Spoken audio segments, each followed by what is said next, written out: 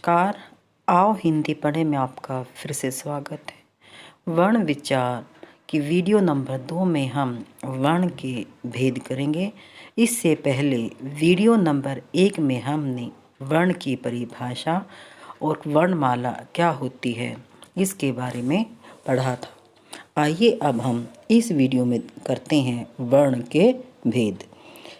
उच्चारण की दृष्टि से वर्णों को 2 वर्गों में बांटा जाता है। नंबर 1 स्वर वर्ण और नंबर 2 व्यंजन वर्ण। आइए अब हम देखते हैं स्वर वर्ण।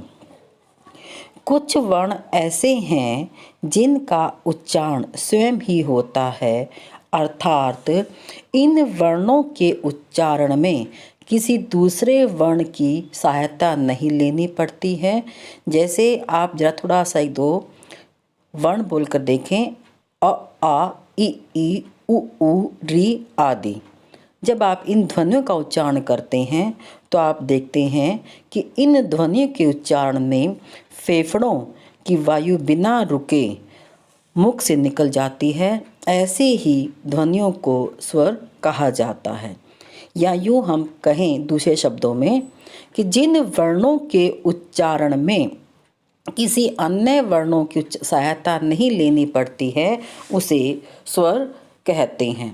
हिंदी वर्णमाला में निम्नलिखित 11 स्वर हैं: अ, आ, ई, उ, री, ए, ऐ, ओ, औ। ये 11 स्वर हैं हिंदी में। आइए अब हम देखते हैं स्वर के भेद।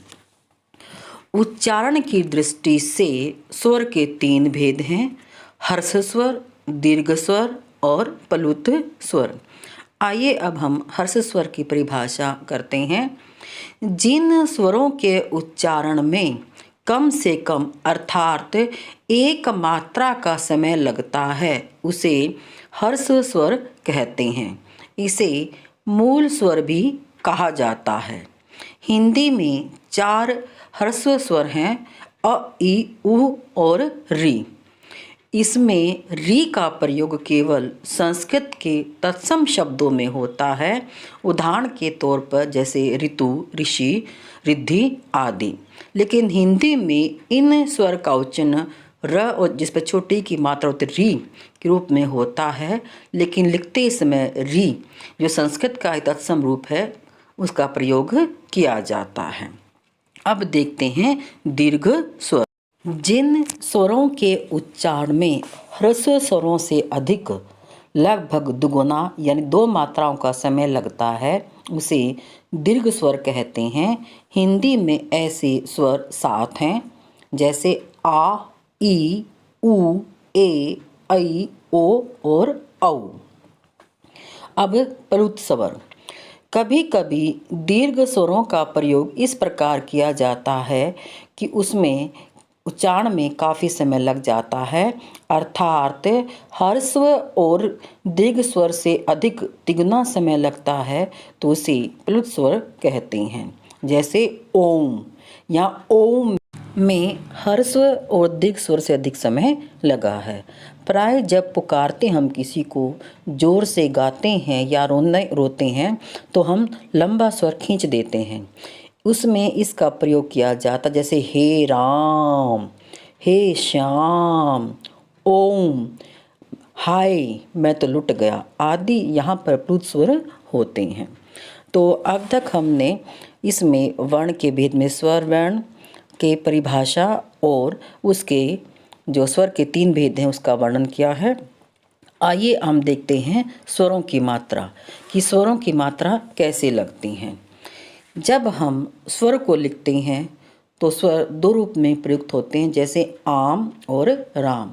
दोनों शब्दों में आ का प्रयोग किया गया है, जिसमें आम में आ अपने मूल स्वर में है, जबकि राम में आ का प्रयोग एक डंडा लगाकर किया गया है।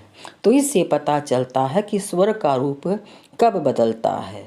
स्वर जब किसी व्यंजन के साथ मिलकर शब्द में प्रयोग किया जाता है तब उनका रूप बदल जाता है।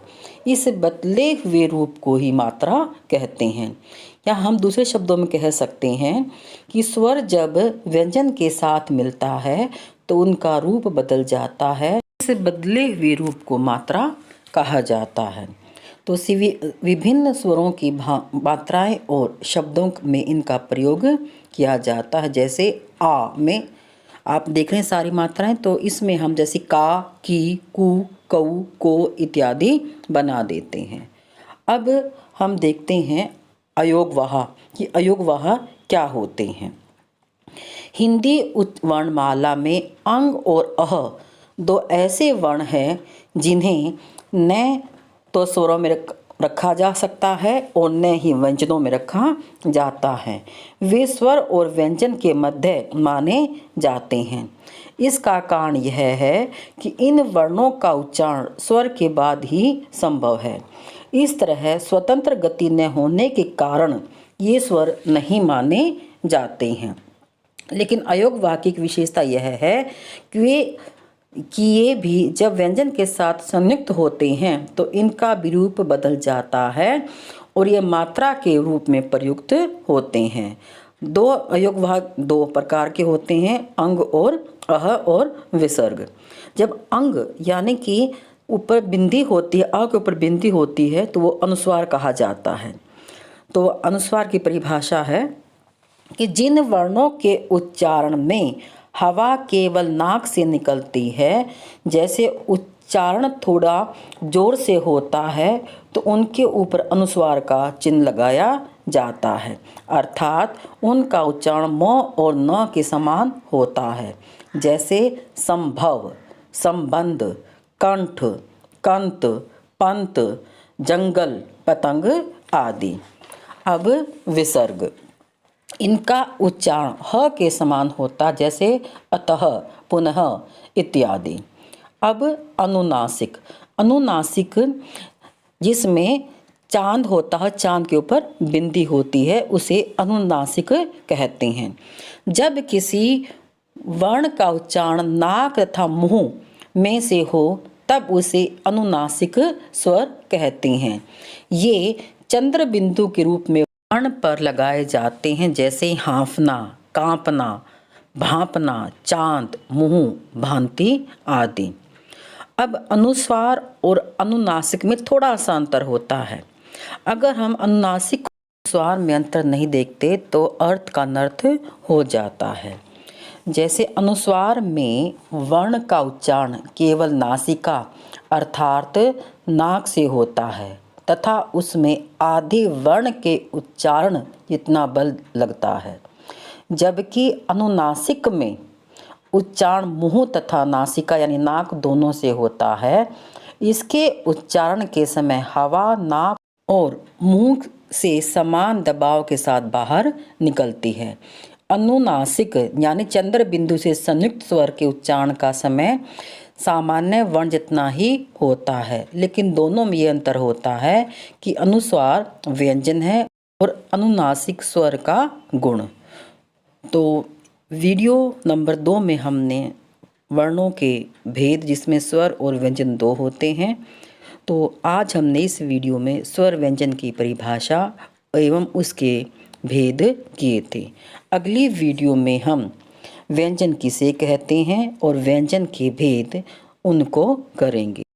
अब आओ जानें। अंग्रेजी के शब्दों जैसे doctor, hall, ball, toffee, stamp, trophy इत्यादि लिखने के लिए आगत ध्वनि ओ का प्रयोग किया जाता है। ये आ और औ ध्वनि की बीच की ध्वनि है, इसलिए इन्हें स्वर मान लिया गया है। इस तरह आजकल हिंदी में 12 स्वरों का प्रयोग हो रहा है। आ और औ के स्वरों में कुछ जगहों पर शब्द के अर्थ में अंतर आ जाता, जैसे बाल जिसे केश कहते हैं, बॉल यानी गेंद, हाल समाचार, हॉल मकान का एक विशेष स्थान। पसंद आने पर लाइक और सब्सक्राइब तथा शेयर अवश्य करें। धन्यवाद।